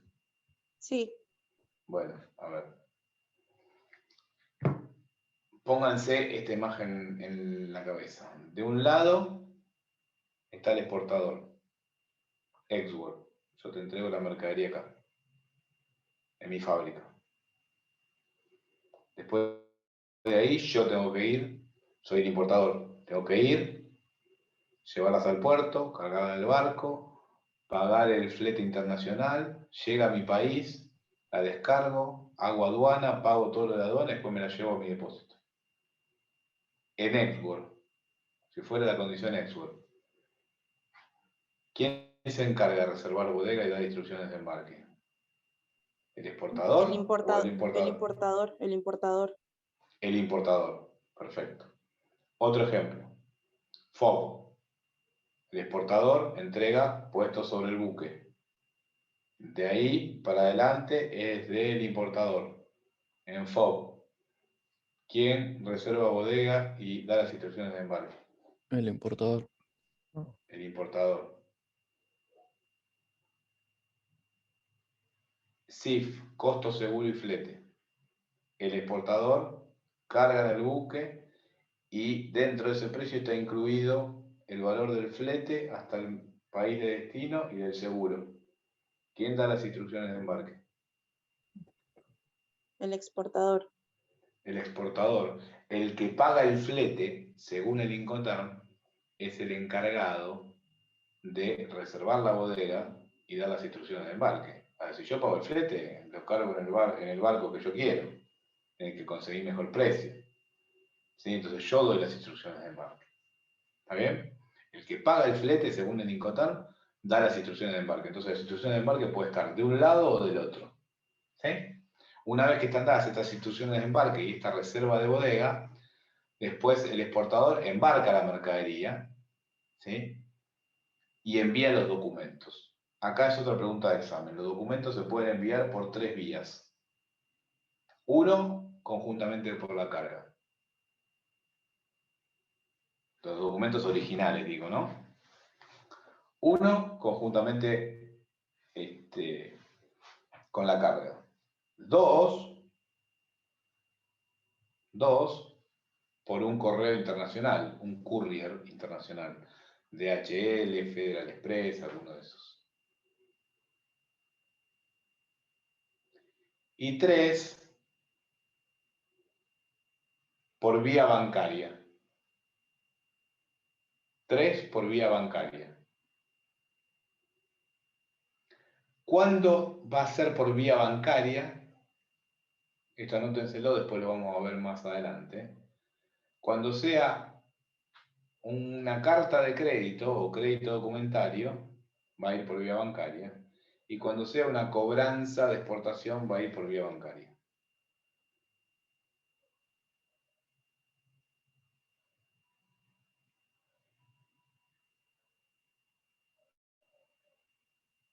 ¿Y una cobranza?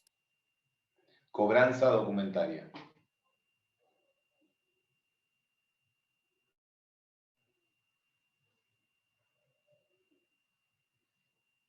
¿Lo puede repetir, profe?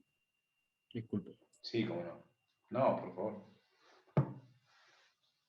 Van a ir acompañando la carga por un correo internacional, por courier internacional, o vía bancaria. Sí o sí van por vía bancaria cuando son operaciones que se pagan con carta de crédito, ¿sí? O cobranza documentaria.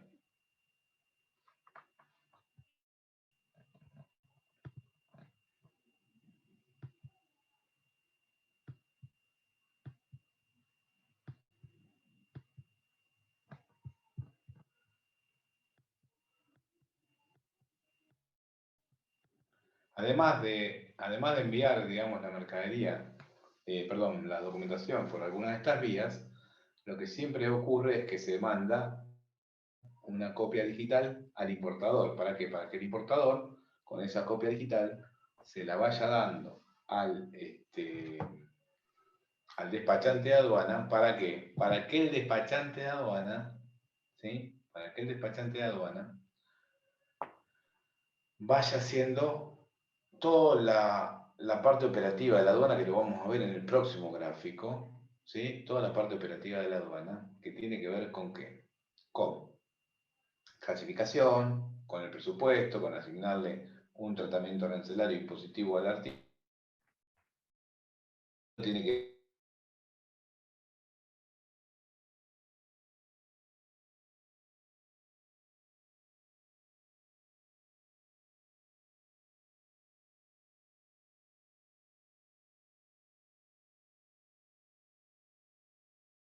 la mercadería, ¿por qué? Porque si es importación para consumo o despacho directo a plaza, la mercadería, como va a pagar todo, ¿sí? va a estar nacionalizada. Si fuera una destinación suspensiva, esa mercadería no va a estar nacionalizada y va a estar solamente declarada y va a salir de la zona primaria con algún permiso especial. Y al final de todo, digamos, se realiza el pago al exterior. ¿Sí? Entonces se realiza el pago al exterior y a ver, con esto terminamos el circuito de una compraventa y la relación entre el importador y el exportador. Ahora bien, si yo les dijera que la factura pro forma tiene pago del 50% adelantado y el 50% a 90 días de la fecha de embarque, ¿cómo cambiaría el gráfico acá? Después de aceptar la factura pro forma, tiene que haber un pago del 50%, ¿sí? Y al final tiene que haber otro pago al exterior del 50% restante.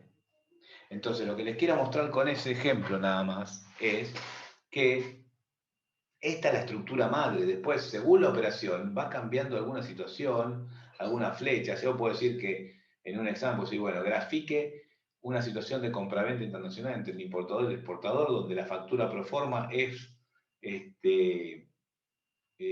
pagadera con carta de crédito a 120 días de la fecha de embarque y el Incoterm pactado es CIF. Entonces, eso implicaría que en donde dice acepta la factura pro forma, abajo tiene que poner o acepta la factura pro forma y realiza la apertura de crédito documentario. Si no, está mal. Las instrucciones de embarque y reserva de bodega van a estar del lado del exportador, porque es CIF. Se encarga el exportador porque paga el flete. Y después, al final de todo, va a estar el pago al exterior a los 90 días. Entonces, la estructura es la misma. Lo que pasa es que vamos a tener que ir jugando, digamos, con el entendimiento de la situación y poner cada una de las acciones para graficar y para que ustedes vean claramente la cosa. ¿Sí? ¿Alguna pregunta?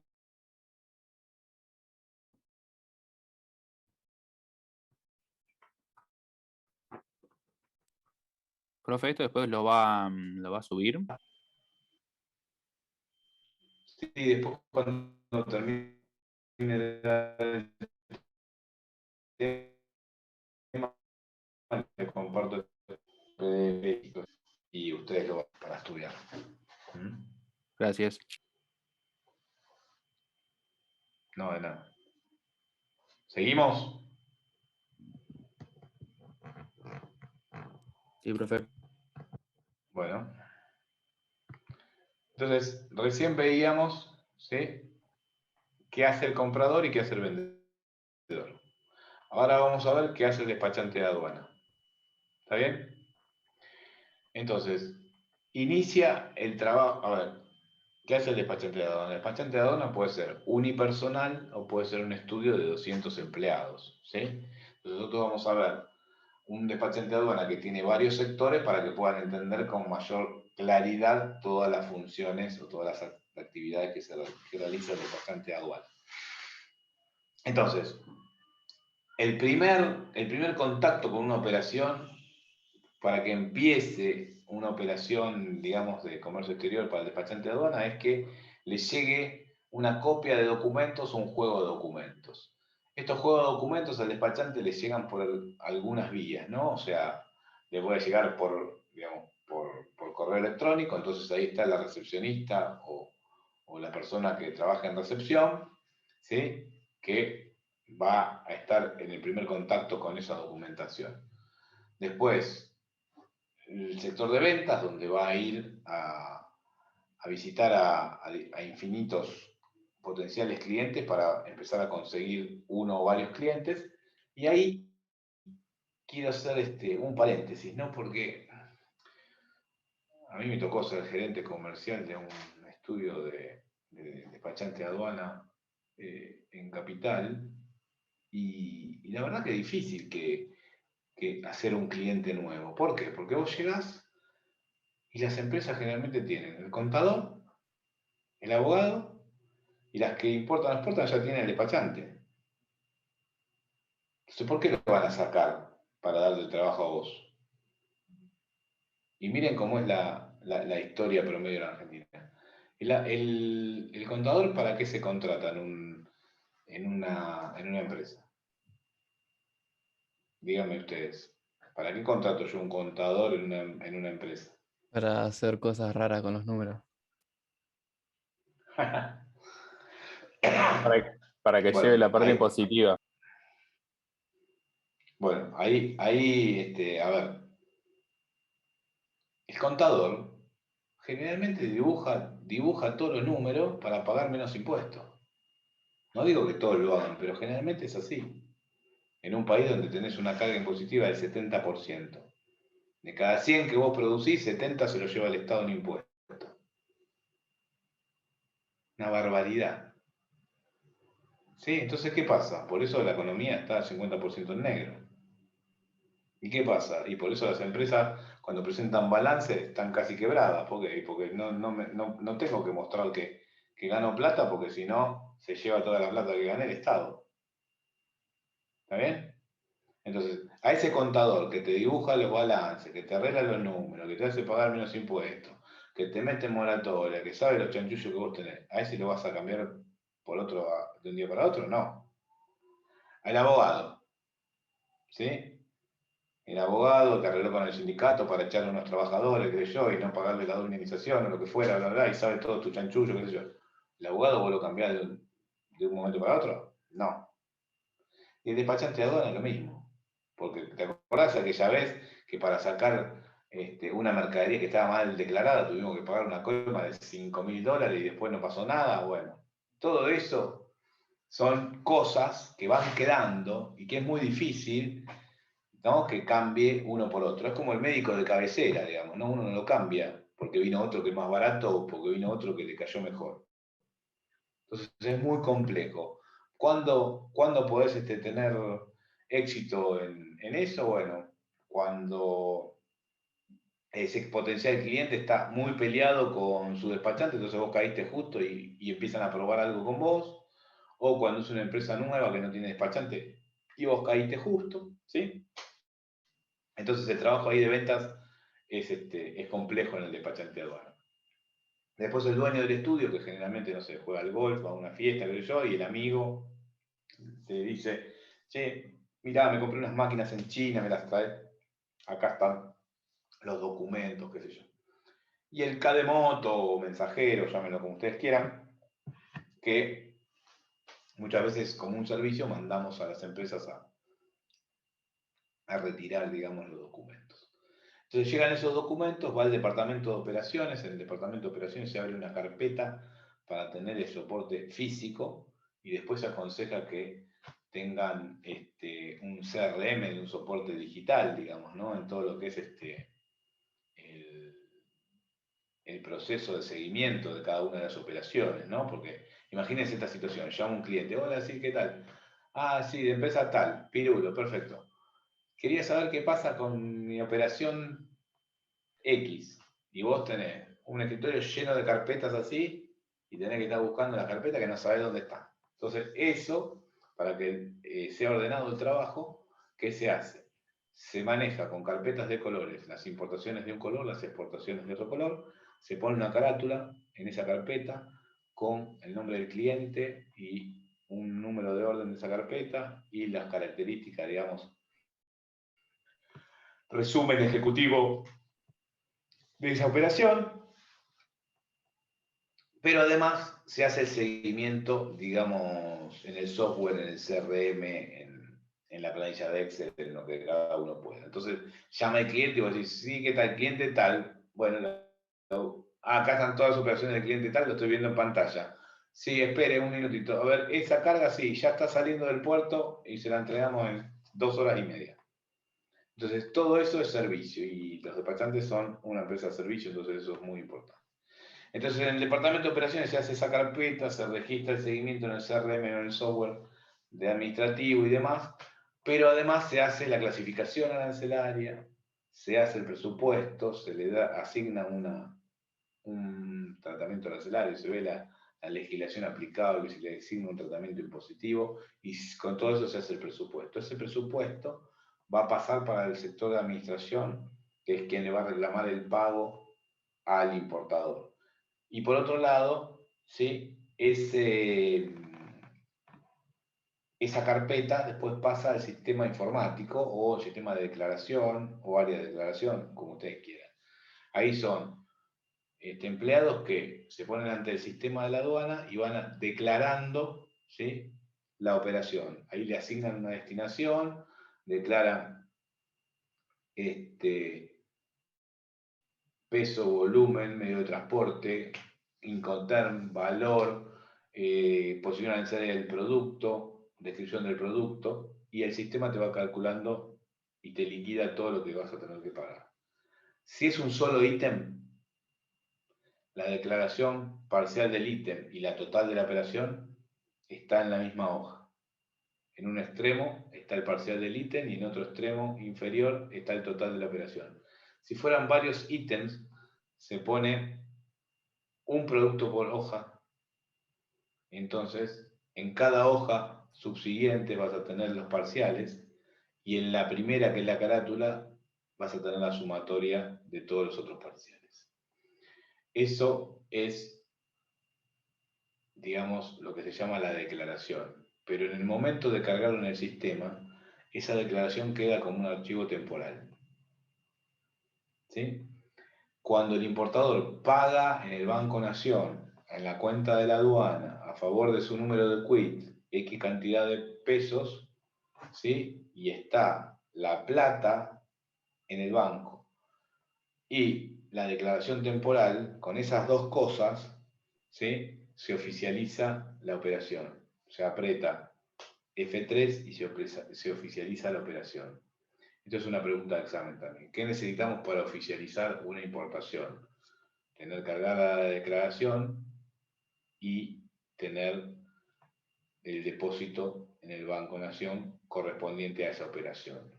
Si falta un centavo, el sistema se traba y no te permite liquidarlo, oficializarlo.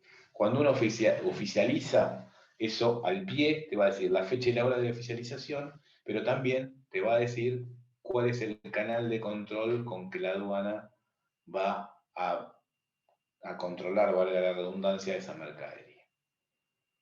Una Profesor, vez que... Sí, perdón que lo interrumpa, una pregunta. no, Por decime. ejemplo, si el presupuesto se hizo en dólares, por ejemplo, y a vos te pagan en dólares, ¿vos recibís dólares o el Banco Nación recibe los dólares y a vos te da pesos? No. O sea, las liquidaciones son en dólares al tipo de cambio oficial y vos lo pagás en pesos. ¿Sí? Vos depositas en pesos.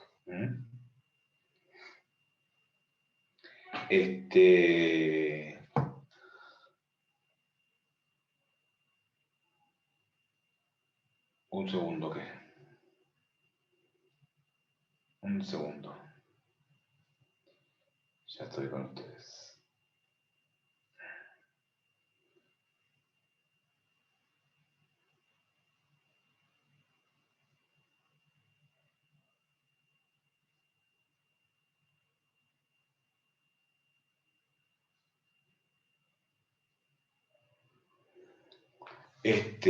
Perdón.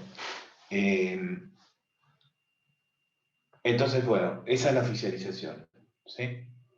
Una vez que está oficializado, después se pasa a la parte operativa, a la zona primaria, donde se pide un turno para verificar la mercadería. Se va a verificar la mercadería, ¿sí? Y si eso está todo bien, se coordina con el flete interno, con el transporte y con la custodia para retirar esa mercadería de la aduana, de la zona primaria, y entregársela al importador. ¿Sí? Ahí generalmente termina el proceso y la mercadería goza de libre circulación, ¿sí? Y puede ser comercializada. Ahora, hay productos específicos, ¿sí? Que necesitan estampillado, por ejemplo, ¿sí? Entonces, no sé, los textiles, los relojes, ¿sí? Entonces, vos llevaste la mercadería a la aduana, sacaste la mercadería de la aduana, se la llevaste al depósito del importador, pero tenés que ir al sector de estampillas a pedir las estampillas, llevarle las estampillas al cliente. El cliente tiene que hacer todo el proceso de estampillado de las prendas o de los artículos y después llamar a una segunda verificación de estampillas. Hasta que eso no ocurre, la mercadería no se puede vender. ¿Sí? Y en las suspensivas temporales, como no pagas nada, al sacar la mercadería, digamos, de la zona primaria, después, al finalizar esas temporales con una segunda destinación, el trabajo que le queda al despachante es ir a retirar las garantías, a pedir la devolución de las garantías que fueron constituidas sobre esas suspensivas para poder importar la mercadería. ¿Hasta ahí estamos bien? Sí, profe. Bueno, con esto vimos la visión del importador y del exportador, todo lo que hacen, la visión del despachante de aduana, ¿sí? Y después, ahora les voy a dejar algunos minutitos si tienen alguna consulta o algo, y después la clase nuestra es el jueves, vamos a ver la visión de la aduana, qué hace la aduana con todo esto, ¿sí? Cómo controla las mercaderías, vamos a ver los canales de selectividad, etcétera, etcétera. ¿Está? Entonces, después el jueves, cuando terminamos de ver este tema, yo ya les comparto a ustedes todo este material, así ya lo tienen. ¿Está bien? Buenísimo, profe.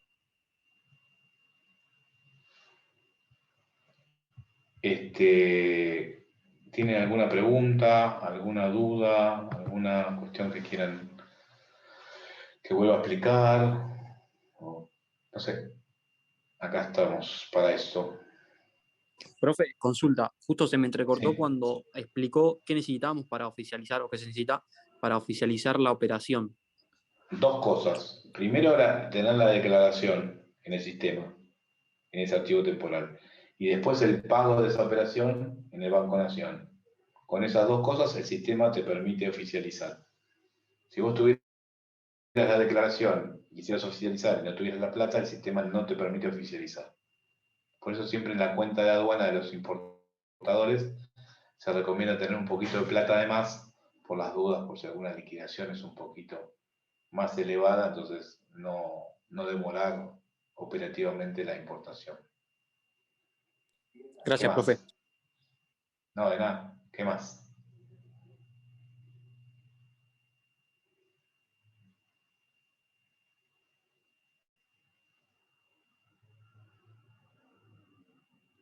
¿Nada más? ¿Nada más a la 1? ¿Nada más a las 2? ¿Nada más a las 3? Bueno, Profe, con gusto. Sí, decime. ¿podría repetir, por favor, lo de cuando se solicita la cotización y cuando se emite la factura pro forma, por favor? Sí, cómo no. Yo digo, ¿podría repetir desde cuando dijo buenas noches? Bueno. No, A ver, cuando uno solicita una cotización, primero, a ver, para solicitar una cotización se la tiene que solicitar a varios para después comparar, ¿no? Eso es algo importante. Pero después, digo, la solicitud de esa cotización debe tener, ¿sí? Bien la descripción del artículo, las características técnicas del artículo, de lo que vos querés que te coticen, ¿no? De lo que vos querés comprar. Le tenés que pedir también que te coticen en un Incoterm determinado, aunque puede ser que después el exportador no te debolille y cotice lo que él quiera y mira, yo cotizo de esa manera y listo. Entonces ahí no tenés mucha chance de negociar. Y después, ¿qué otra? Eso de la solicitud de cotización. ¿Y después qué otra? ¿Cuál era la otra pregunta? Cuando se emite la factura pro forma. Bueno, entonces a partir de eso, vos como exportador recibís esa solicitud de cotización y vos tenés dos caminos. Podés no ofrecer nada porque no te interesa o podés realizar la oferta. Si realizás la oferta, emitís una factura pro forma. Esa factura pro forma es la oferta de comercio internacional por excelencia, está regida por la Cámara de Comercio Internacional para los países de la Organización Mundial del Comercio y además tiene una validez comercial y no fiscal.